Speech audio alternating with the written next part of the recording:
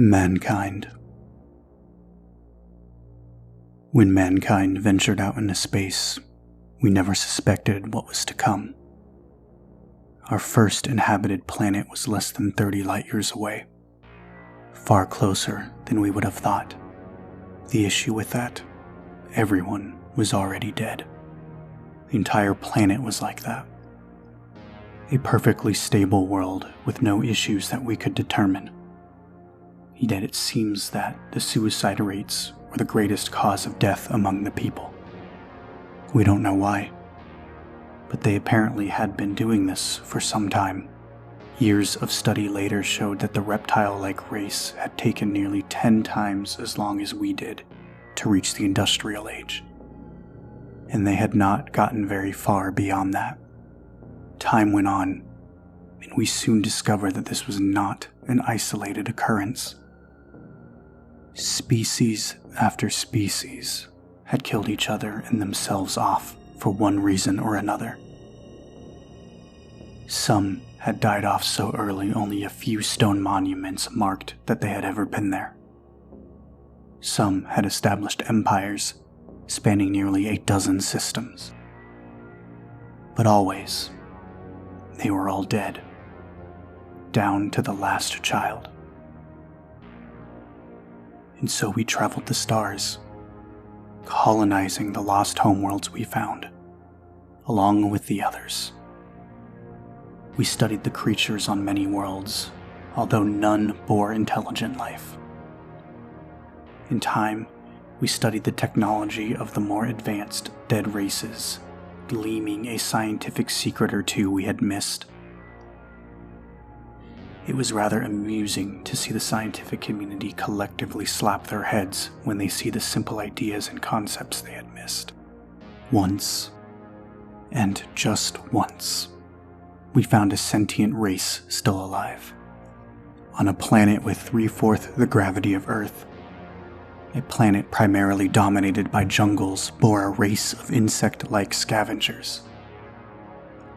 They were barely beyond the Stone Age, farming and agriculture still in its early days. We had considered making contact, but in the end decided against it. They were a very violent race, and many would kill one another for the smallest detail. Suicide also seemed to be something they would resort to with little or no good reason. In fact, the entire race seemed insane. Long-term observations showed that after hatching, the individual would slowly but surely go insane, to the point where none reached old age. In fact, the only reason this race had not yet gone extinct is a combination of high birth rates, short lifespans, and a child being able to defend itself hours after birth. In any other race, this bizarre affliction can and did drive them to extinction. For nearly 700 years, mankind grew and expanded. We did not find another living race during that time, or find out how we were immune. Many came up with theories, but none fit better than any others. Ethnic, religious, and cultural differences became less important when you were away from Earth. And in the end, those who could not agree simply lived on different worlds. The UTA, United Terran Alliance, controlled over 87% of mankind's colonies from its seat of power on Earth. A few rogue factions cropped up. Piracy and smuggling saw a rebirth in this new space age, and mankind went on as it always had. Then, a moment that would change our history came. The UTA Dreadnought Supremacy was in essence a city in space, constructed with our most advanced technology to the point where systems were updated during construction and having a length of nearly 7 miles. It was the mightiest ship we had ever created. The Supremacy was sent to investigate a new world our long-range sensors show had space-age technology upon it. It was farther out than we had ever traveled before, but not by much. It was assumed that this would be just another dead world, that we might find some usable raw materials pre-harvested in the form of abandoned constructions in orbit. What we found was an outpost of a spacefaring race, its people still alive and well. Dozens of ships were in orbit around a rocky, empty world, along with a space dock to repair and refuel them. They were remarkably primitive compared to our own, and much smaller. The largest was perhaps the length of a football field, if that. From the scarring and damage, along with the derelict ships floating nearby of a different make, they had been fighting not too long ago. Our first contact did not go so well, however.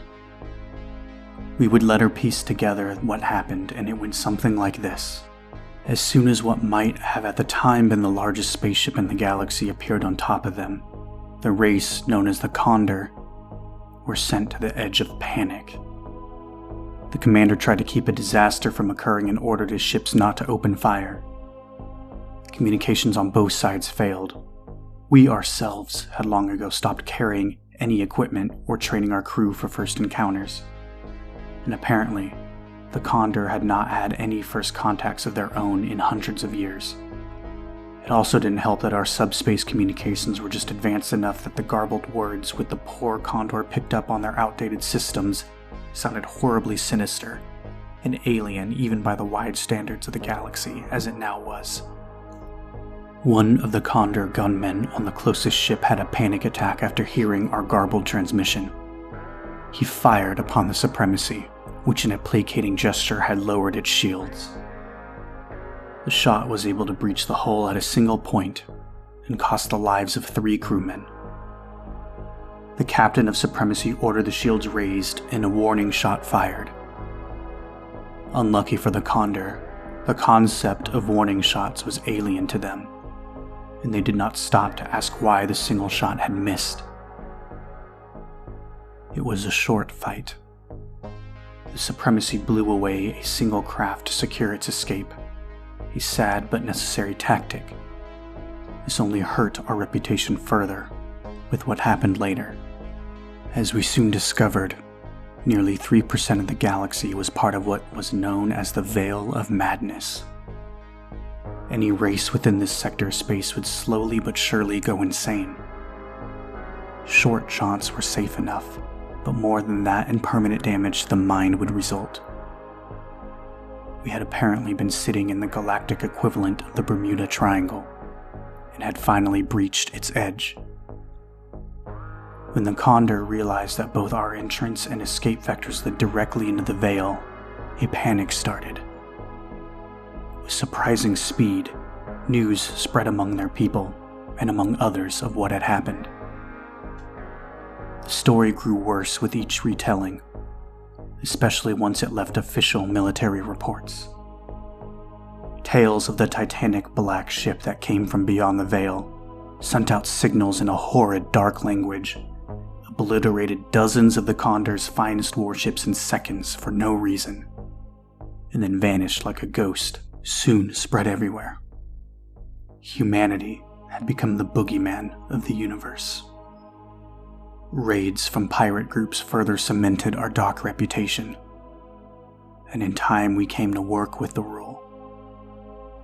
Every attempt to convince people that we wanted fair negotiations was seen as a deception.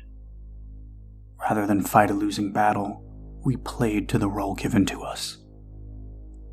Soon we were seen as wicked, but not unreasonable, and gained both fear and respect throughout the galaxy. Few humans appeared in view of aliens outside of deliberately frightening power armor, and human ambassadors used voice synthesizers to sound like the first garbled communication that we had. Looking back, it's actually worked out in our favor. After years of contact, most alien races know almost nothing about humans other than exaggerated horror stories. They rarely bother us, and the ones that do never return home. The only bit of info we were more than happy to share with them was the reason we can live in the Veil. Turns out, we were all a little crazy to start with. I think the fact that we're pulling the largest practical joke in the galaxy was already proof enough of that.